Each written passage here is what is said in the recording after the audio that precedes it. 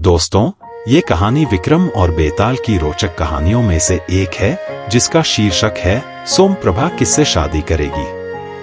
पिछली कहानी सुनने के बाद जब राजा विक्रमादित्य बेताल के प्रश्न का उत्तर देते हैं तो बेताल फिर से पेड़ पर जाकर उल्टा लटक जाता है।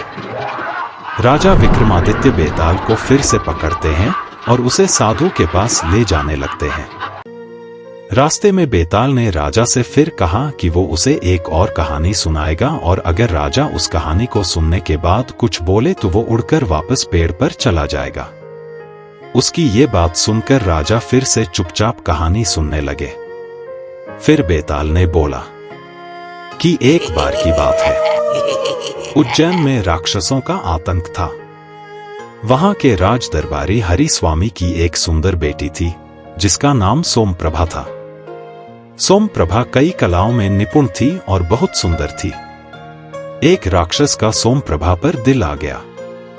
एक दिन जब सोमप्रभा नृत्य कर रही थी तब वो राक्षस वहां आ गया और छिपकर उसका नृत्य देखने लगा। नृत्य के बाद सोमप्रभा के पिता ने उससे पूछा कि उसे किस तरह का पति चाहिए, तो सोमप्रभा ने अपने योग्य वर के बारे में बताया।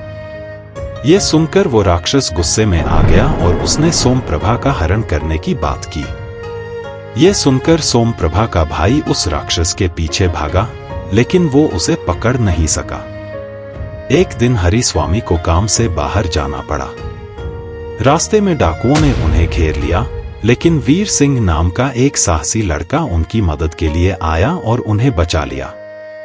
हरि स्वामी ने वीर सिंह से सोमप्रभा की शादी का प्रस्ताव रखा।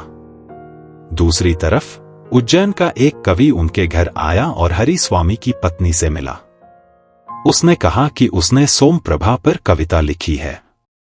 यह सुनकर हरि स्वामी की पत्नी बहुत खुश हुई और उसने अपनी बेटी की शादी का प्रस्ताव कवि के सामने रखा।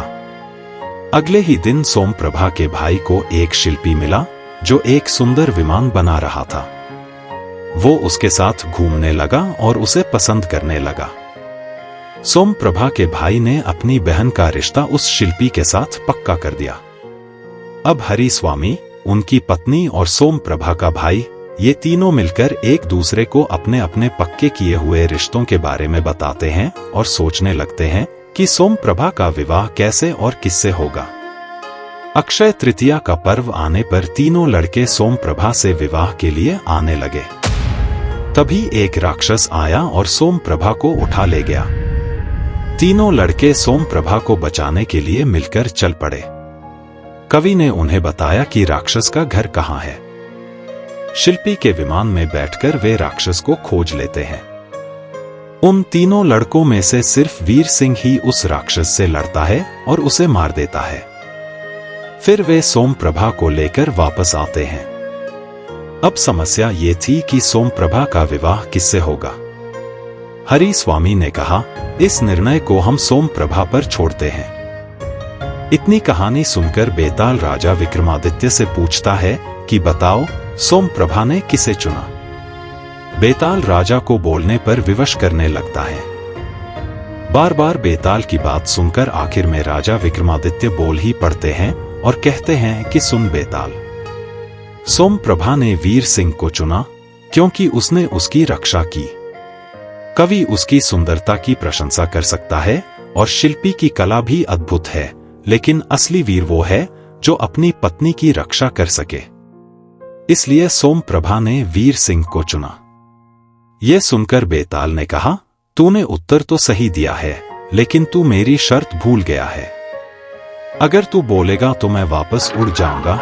ये कहकर बेताल फिर से उसी पेड़ पर लटक जाता है और हमारी कहानी यहीं पर समाप्त हो जाती है।